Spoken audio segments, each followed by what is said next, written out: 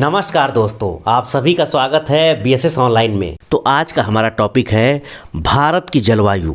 तो आज के इस वीडियो में हम भारत की जलवायु और मानसून को कवर करेंगे। तो आज का वीडियो आपके लिए काफ़ी इम्पॉर्टेंट होने वाली है। एग्ज़ाम के नज़रिए से तो ये इम्पॉर्टेंट है ही, वैसे भी आज आपको बहुत कुछ सीखने को मिलेगा। आज आपको ये पता चलेगा कि मानसून कैसे आता है, भारत में कहाँ कहाँ पर वर्षा होती है, बहुत कुछ आज आपको सीखने को मिलेगा। और लास्ट में हम प्रीवियस ईयर क्वेश्चन भी कवर करेंगे। तो चलिए बिना देरी किए हुए वीडियो की शुरुआत करते हैं। तो सबसे पहले हम देखते हैं कि मौसम, ऋतु और जलवायु में अंतर क्या होता है। तो सबसे पहले हम देखते हैं कि मौसम क्या होता है। जैसा कि आप लोग देख रहे हैं कि मौसम वायुमंडल में अचानक होने वाले परिवर्तन को मौसम कहते हैं, यानी जो अचानक से परिवर्तन हो। जैसे आप लोग समझ सकते हैं कि जब आप लोग रात में सोते होंगे तो देखते होंगे कि रात को मौसम पूरा शांत रहता है, बिल्कुल साफ रहता है, पर अचानक से सुबह उठते ही बारिश होने लगती है और मौसम ठंडा हो जाता है। तो आप कहते हैं कि अचानक से मौसम बदल गया। तो जो ये अचानक से परिवर्तन हो रहा है, कभी कभी बारिश हो जाती है तो कभी तेज़ हवाएं चलने लगती हैं, इसी को हम मौसम कहेंगे। तो ये काफ़ी शॉर्ट पीरियड के लिए होता है, यानी कम समय के लिए होता है। तो मौसम के बाद अब देखेंगे ऋतु के बारे में।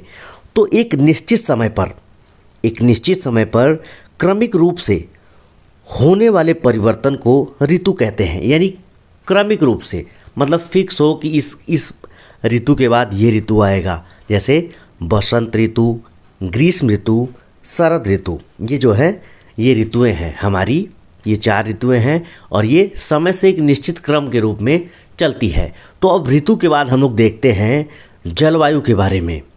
तो बात करें जलवायु के बारे में, तो जलवायु मौसम का ही एक व्यापक रूप माना जाता है। दूसरे शब्दों में किसी बड़े क्षेत्र के तापमान, दबाव, वर्षा, मतलब कि वहाँ के मौसम का कम से कम 30 वर्षों के औसत अध्ययन को उस क्षेत्र का जलवायु कहते हैं। आसान शब्दों में ऐसे कहें कि बहुत ही कम समय के लिए अगर कोई चीज़ हो तो उसको हम लोग मौसम कहेंगे। और वहीं जलवायु की बात की जाए तो लंबे समय में कोई परिवर्तन जब होता है, यानी कम से कम 30 साल का जो हो, उससे कम अगर समय में होता है कोई परिवर्तन, तो उसको हम लोग जलवायु नहीं कहेंगे।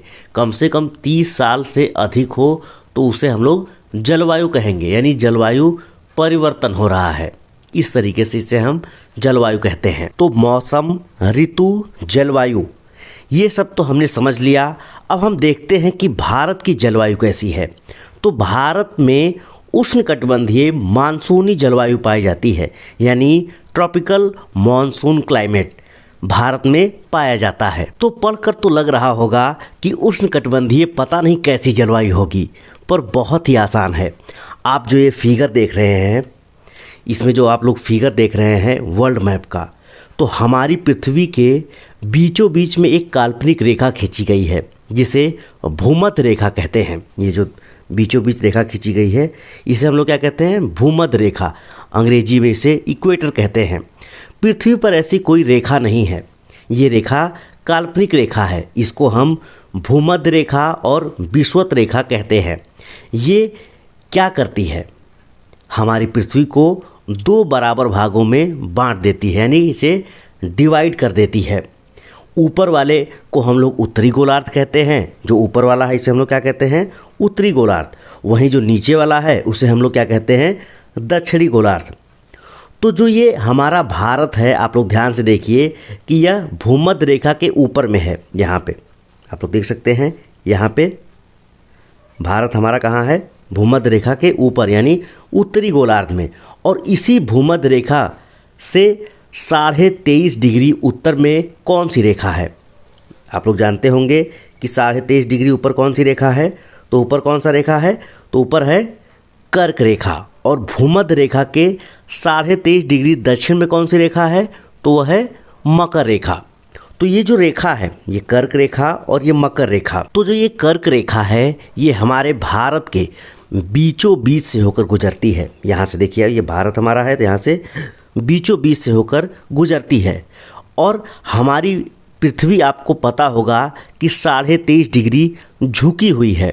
तो ये 23.5 डिग्री झुकी हुई है और सूर्य के इर्द गिर्द चक्कर भी लगाती है।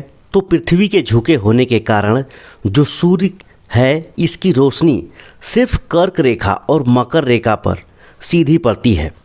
आप ऐसा कह सकते हैं कि कर्क रेखा और मकर रेखा, ये जो आप देख रहे हैं यहाँ पे जो आप देख रहे हैं, ये कर्क रेखा और मकर रेखा, यहाँ पर सूर्य तेज चमकता है, यहाँ पर सूर्य की किरणें सीधी पड़ती है।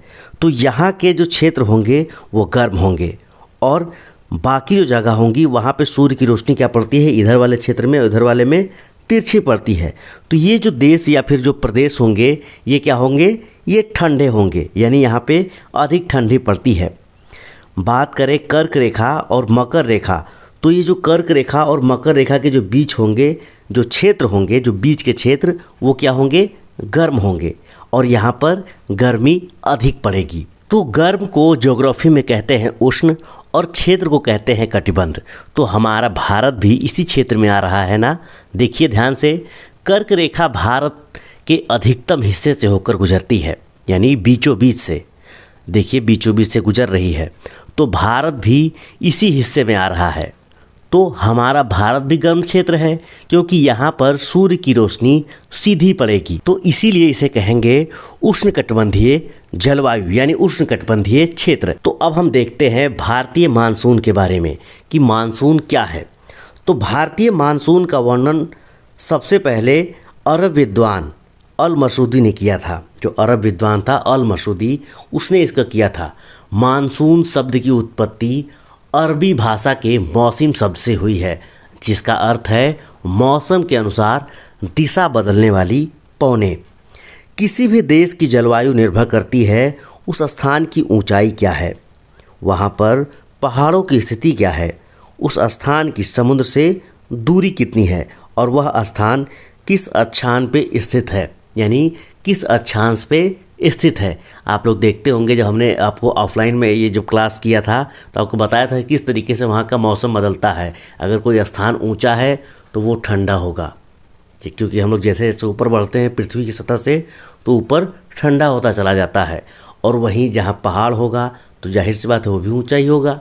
और जहाँ पे समुद्र से होगी तो वहाँ से इधर से हवा चलेगा, समुद्र से उच्च दाब से निम्न दाब की ओर हवा चलेगा, तो वहाँ भी जो तापमान होगा उसमें अंतर आएगा। ऐसे ही अक्षांश से की बात करें अगर विषुवत रेखा पे, तो विषुवत रेखा पे सबसे ज़्यादा गर्मी पड़ती है। और जैसे जैसे हम लोग उत्तरी गोलार्ध की ओर बढ़ेंगे वैसे वैसे ठंडी कम होती चली जाएगी, यानी गर्मी कम होती चली जाएगी और ठंडी बढ़ती चली जाएगी। तो इस तरीके से हम लोगों ने जाना मानसून के बारे में। अब हम देखते हैं वृष्टि छाया क्षेत्र के बारे में। देखिए कुछ टेक्निकल शब्द हैं, इसके बारे में हम लोग जान लें ताकि हमें आगे इसको समझने में, इस जो हमारा जो टॉपिक है इसको समझने में आसानी होगी। तो बात करें वृष्टि छाया क्षेत्र के बारे में, तो जैसा कि हम लोग जानते हैं कि जो हवाएं होती हैं, ठीक है, जब ये ऊपर की ओर उठती हैं तो ये ठंडी होती हैं। तो इस तरीके से देखिए इधर से हवा आ रहा है और ये ऊपर जब उठेगा तो ऊपर ठंडा होगा और फिर यहाँ पे क्या हो जाएगी, बारिश हो जाएगी। गैस से लिक्विड में पानी बदल जाएगा और फिर यहीं पे बारिश करवा देगा। और फिर हवाएं क्या होंगी, जो मानसूनी हवाएं होंगी, यहीं पे बारिश करा करके पानी इधर आ जाएगा और इधर नहीं जाएगा क्योंकि यहाँ पे पहाड़ है, टकरा के इधर नहीं जा पाएगा। तो ये हो जाएगा आपका वृष्टि छाया क्षेत्र, यानी रेन शैडो। यहाँ पे बारिश नहीं होती है। यही कारण है कि हमारे देश में जो लद्दाख है, लेह है, वहाँ पे बारिश नहीं हो पाती है क्योंकि यहाँ बीच में पहाड़ पड़ जाता है और जो मानसूनी पौने हैं, यानी जो भाप भरी जो वाष्पित जो पौने हैं, वो पहाड़ को पार नहीं कर पाती हैं और बारिश यहीं पे हो जाता है। उत्तराखंड, हिमाचल प्रदेश, इन जगहों पे बारिश इधर ही हो जाता है, उधर नहीं होता है। तो ये जो क्षेत्र है इसको हम लोग वृष्टि छाया क्षेत्र कहते हैं। आइए बात करते हैं फेरल के नियम के बारे में।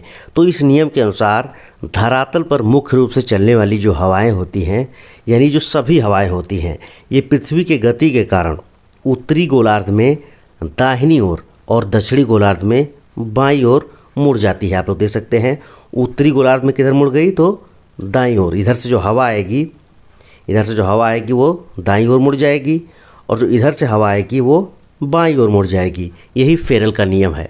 इसी के अनुसार इसको हमने इसलिए बता दिया क्योंकि जब आगे हम लोग मानसून और जो जलवायु पढ़ेंगे उसमें हमें इससे सहायता मिलेगी, किस तरीके से मानसून है हमारे देश में आता है। तो बात करें भारत में मानसून के बारे में, तो भारत में मानसून जून के पहले सप्ताह में आता है और केरल के मालाबार तट से टकराता है और 22 जुलाई तक पूरे भारत में फैल जाता है। आप लोग देख सकते हैं कि ये कब आता है, तो ये जून के पहले सप्ताह में आता है और जुलाई तक ये पूरे भारत में फैल जाता है। यानी आप लोग देखते होंगे जुलाई तक हर हाल में बारिश होने लगती है। भारत में जो मानसून आता है वो दक्षिण पश्चिम दिशा से आता है। देखिए हमने यहाँ पे आपको ये दिशा सूचक जो है चित्र भी बना दिया है ताकि आपको पता चले कि दक्षिण पश्चिम किधर है, उत्तर पूर्व किधर है, दक्षिण उत्तर पश्चिम पूर्व, ये सारा कुछ आपको पता चल जाए। तो बात करें मानसून के बारे में, तो ये किधर से आता है, तो दक्षिण पश्चिम से। जैसा कि हमने आपको बताया था अभी फेरल के नियम के बारे में कि जब ये उत्तरी गोलार्ध में आती हैं तो ये ऐसे इस तरफ तिरछी मुड़ जाती हैं और जब तिरछी मुड़ती हैं तो ये कहाँ टकराता है, मालाबार तट पे ये सबसे पहले आता है। और जैसा कि आपको हमने बताया था माउंटेन के बारे में, जो माउंटेन वाला वीडियो है कि किस किस तरीके से कहाँ पे पहाड़ है, यहाँ पे आप लोग देख सकते हैं इस तरीके से ये जो पहाड़ हैं, इधर इसको हम लोग पश्चिमी घाट कहते हैं, इधर पूर्वी घाट कहते हैं, ये सब पहाड़ हैं। फिर यहाँ पे पहाड़ है, फिर ये सतपुड़ा की पहाड़ियाँ हैं। यहाँ पे कौन सी पहाड़ी है, यहाँ पे कौन सी है, तो यहाँ पे है राजस्थान में कौन सी पहाड़ी, हमने आपको बताया था। अगर आपने नहीं देखा है तो आप लोग जो हमारा माउंटेन वाला वीडियो है उसको आप लोग देख सकते हैं। यहाँ पे अरावली है और यहाँ पे गिर की पहाड़ियाँ, और जैसा कि हम लोग जानते हैं कि यहाँ से लगाकर यहाँ तक उत्तर में पूरा हिमालय का विस्तार है। तो आइए देखते हैं किस तरीके से हमारे देश में मानसून आता है। तो जब मानसून इंडिया में आता है तो सबसे पहले आता है कहाँ, मालाबार के तट पर, और फिर ये धीरे धीरे पूरे इधर फैलना स्टार्ट करता है और ये 2 शाखाओं में बढ़ जाता है। आइए इसको और देखते हैं। तो 2 शाखाओं में क्यों बढ़ जाता है, क्योंकि यहाँ पे जो ये पहाड़ है केरल के पास, तो ये जो पहाड़ है और हवाएं किधर से आती हैं, इधर से आती हैं, और जब हवाएं आती हैं तो ये क्या करती हैं, यहाँ से टकराती हैं और फिर इधर की तरफ बढ़ जाती हैं। और जब आगे बढ़ता है तो अरब सागर की जो शाखा है सबसे पहले पश्चिम घाट से टकरा गया और केरल में वर्षा कराती हुई ये मानसून गुजरात के पास 3 दिशा में उड़ जाता है। यहाँ पे जब गुजरात के पास पहुँचेगा तो ये 3 दिशा में मुड़ जाता है। एक शाखा गुजरात की ओर इधर चला जाएगा गिर पहाड़ी की तरफ, और दूसरी सीधी निकल जाती है सीधे ऐसे अरावली से होते हुए, और तीसरी जो है ये इधर मध्य प्रदेश में मुड़ जाती है सतपुड़ा में, सतपुड़ा की पहाड़ियों की तरफ। ठीक है, और यही यहाँ पे गिर में खूब बरसात होती है जम के, और ये जो राजस्थान में जो है अरावली जो पर्वत है इधर साइड में बारिश नहीं होती है, क्योंकि ये जो है रैन साइडों में आ जाता है। अभी हमने बताया था आपको छायावृष्टि क्षेत्र के बारे में कि इधर जो है बारिश नहीं होती है, क्योंकि ये पहाड़ से टकरा के इधर चला जाता है और फिर ये पूरे इधर क्षेत्र में पूरा बारिश कराता है। उत्तराखंड से लगाकर पंजाब, उत्तर प्रदेश, दिल्ली, इन सब जगहों पे बारिश कराता है। वहीं बात करें इसकी जो दूसरी शाखा है, ये तो हमने अरब शाखा के बारे में पढ़ लिया। अब हम लोग देखते हैं अगली शाखा जो बंगाल की खाड़ी से होकर आती है। तो जैसा कि हम लोग बताए कि यहाँ से जो मानसून आता है तो यहाँ से टकरा के इधर चला जाता है, और एक जो हिस्सा है वो टकरा के सीधे इधर चला जाता है, क्योंकि यहाँ पे पहाड़ है तो ये इधर से इधर निकल जाता है। और ये जो बंगाल की खाड़ी वाली शाखा है ये सीधे जाकर आगे चली जाती है और ये मेघालय, गारो, खासी, जयंतिया की पहाड़ियों से यहाँ पे आकर सीधे यहाँ टकराती है। ठीक है, यहाँ जब टकराती है तो ये कीप की तरीके से आकृति बनाती है और मानसून यहाँ पर आकर फंस जाता है और यहाँ पे खूब बरसात होती है, और मानसून फिर आगे चलकर अरुणाचल प्रदेश में भी बारिश कराता है।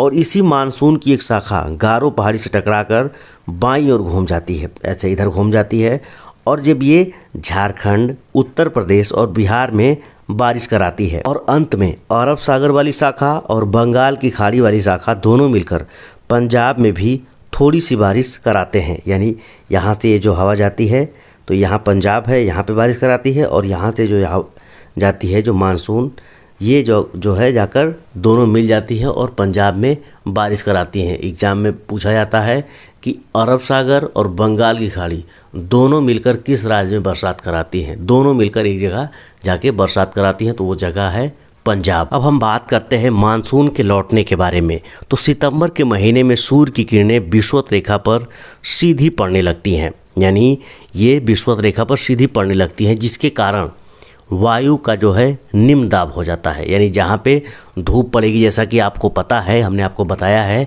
कि जहाँ पे गर्मी अधिक पड़ेगी, सूर्य की किरणें अधिक पड़ेंगी, वहाँ पे वायु का निम्न दाब हो जाएगा। और जब वायु का निम्न दाब होगा तो जैसा कि हम लोग जानते हैं कि हवाएं उच्च दाब से निम्न दाब की ओर चलती हैं, और इसी कारण भारत से मानसून लौटने लगता है और उड़ीसा और आंध्र प्रदेश में तेज चक्रवात आता है। तमिलनाडु में खूब वर्षा होती है। ये तमिलनाडु को जो छायावृष्टि क्षेत्र है, यहाँ पे लौटते मानसून से यहाँ पे बारिश होती है। वहीं बात करें, देखिए यहाँ पे दिया गया है कि लौटते मानसून की दशा कैसी होती है। तो लौटते मानसून की दिशा कैसी होती है, तो ये उत्तर पूर्व से आता है। और सबसे अधिक वर्षा कहाँ कराता है, तो तमिलनाडु में। लौटते हुए मानसून से एग्जाम में आ सकता है कि लौटते हुए मानसून से सबसे अधिक वर्षा कहाँ होती है, तो तमिलनाडु में। वहीं बात करें भारत में सबसे अधिक वर्षा कहाँ होता है, तो मासीनराम में। और सबसे कम वर्षा तो कहाँ पे होता है, तो लेह में। क्या आप लोग बता सकते हैं कि लेह में सबसे कम वर्षा क्यों होती है? कमेंट करके बताइए। आइए बात करते हैं पश्चिमी विक्षोभ के बारे में। तो ठंड के दिनों में भूमध्य सागर से पानी भाप बनकर ऊपर उठ रहा होता है, तो पश्चिम से एक तेज हवा आती है जिसे जेट स्ट्रीम कहते हैं। वह बादलों को भारत की ओर ले आती है, जिस कारण भारत के उत्तरी पश्चिमी राज्यों में वर्षा होती है। आप लोग देखते होंगे यहाँ से जो भूमध्य सागर है, यहाँ से जो हवाएं आती हैं, ये उत्तर पश्चिम राज्यों में वर्षा कराती हैं, जिसके कारण पंजाब और हरियाणा में वर्षा होती है। पर जम्मू कश्मीर, उत्तराखंड, हिमाचल प्रदेश में बर्फ़बारी होती है। आप लोग देखते होंगे ठंड के दिनों में लोग घूमने जाते हैं तो वहाँ पे बर्फ़ इसी कारण गिरता है क्योंकि पश्चिमी विक्षोभ के कारण वहाँ से जो हवाएं आती हैं, वो जेट स्ट्रीम जो हवाएं होती हैं, वहाँ से भाप भरी जो है वायु लेकर आती हैं और यहाँ पे बरसात कराती हैं। और पंजाब में इस वर्षा को रबी की फसल का टानिक कहा जाता है और राजस्थान में होने वाली वर्षा को मावट कहते हैं। बात करें आम्र वर्षा के बारे में, तो आम वर्षा किसे कहते हैं, इसके बारे में बात करें तो मार्च और अप्रैल के महीने में मानसून आने से पहले बिहार और पश्चिम बंगाल में कुछ वर्षा देखने को मिलती है, जो आम की फसल के लिए काफ़ी उपयुक्त होती है। इसे ही आम वर्षा कहते हैं। जनरली आप लोग देखते होंगे गांव में कि जब आम छोटे छोटे भी रहते हैं तभी जो है आंधी तूफान आता है और खूब आम गिरता है। गांव के जो बच्चे होते हैं वो अपने बगीचों में जाते हैं, आम बीनते हैं, यानी उसको इकट्ठा करते हैं क्योंकि उसमें बरसात होती है, आंधी पानी आता है, तो जिसकी वजह से खूब ढेर सारे बच्चे जो है इसको एंजॉय करते हैं, इस जो आम वर्षा है। और इससे बरसात होने से आम के जो पौधे हैं इनको बहुत ही जो है फ़ायदा मिलता है और आम जो है अच्छे से ग्रो करता है, बड़ा होता है और स्वादिष्ट बनता है। तो इस तरीके से हम लोगों ने भारत के जलवायु को अच्छे से पढ़ा। अब हम लोग इसी टॉपिक से जुड़े हुए जो प्रीवियस ईयर में क्वेश्चन पूछे गए हैं उनको देखते हैं और सॉल्व करते हैं। तो हमारा पहला क्वेश्चन है, भारतीय मानसून का वर्णन सबसे पहले किस अरब विद्वान द्वारा किया गया है? तो हमने आपको सबसे पहले इसको बताया था, तो आपका सही आंसर हो जाएगा ऑप्शन बी, अल मसूदी। अल मसूदी ने सबसे पहले इसका उपयोग किया है, इसी का वर्णन सबसे पहले इन्होंने ही किया है। अब अगला क्वेश्चन देखते हैं। जो अगला क्वेश्चन है यह है, मानसून किस भाषा का शब्द है? देखिए ये जो है 2014 में इसको पूछा जा चुका है, तो ये जो है ये अरबी भाषा का शब्द है मानसून। अगला क्वेश्चन देखते हैं कि निम्नलिखित में से कौन सा एक सबसे सूखा स्थान है यहाँ पे बारिश नहीं होती है, बहुत कम होती है, सूखा स्थान है? तो आपका सही आंसर हो जाएगा लेह। क्या आप लोग बता सकते हैं कि यहाँ पे वर्षा क्यों नहीं होती है? अभी हमने आपको बताया था, आप लोग ज़रा कमेंट करके बताइए। देखिए ये बीपीएससी जो है 2014 में क्वेश्चन पूछा जा चुका है। अगला क्वेश्चन देखते हैं कि दक्षिण पश्चिम मानसून निम्नलिखित में से किस प्रदेश में सर्वप्रथम प्रवेश करता है? जो दक्षिण पश्चिम मानसून है वो सर्वप्रथम किस जो है प्रदेश में प्रवेश करता है? तो आपका सही आंसर हो जाएगा ऑप्शन डी, केरल के मालाबार तट पे।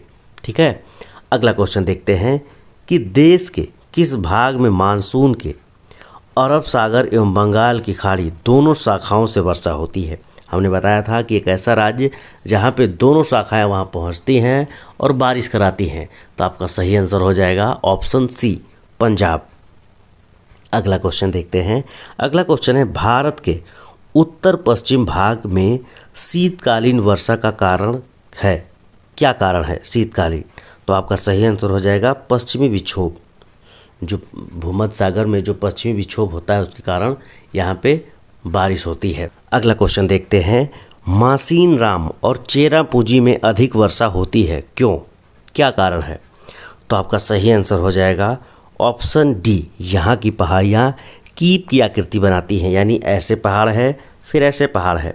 ठीक है, जिसकी वजह से इसमें आकर मानसून हमारा जो वायु है वो आके फंस जाता है, इसीलिए यहाँ पे अधिक बरसात होती है।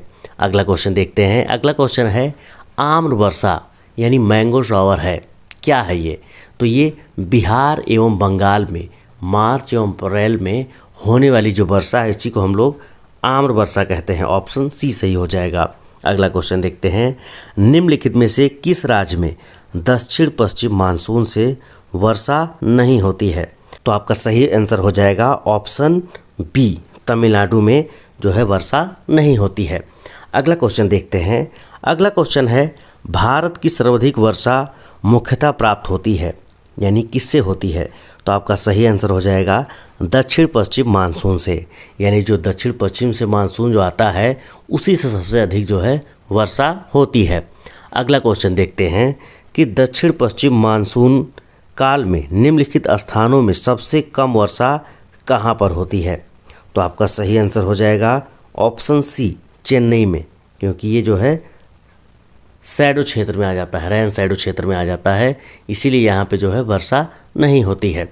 अगला क्वेश्चन देखते हैं, और ये अगला और आखिरी क्वेश्चन है कि जम्मू कश्मीर में होने वाली शीतकालीन वर्षा का कारण कौन सा है? क्या कारण है कि वहाँ पे जो बर्फबारी होती है या शीतकालीन वर्षा होती है, तो उसका क्या कारण है?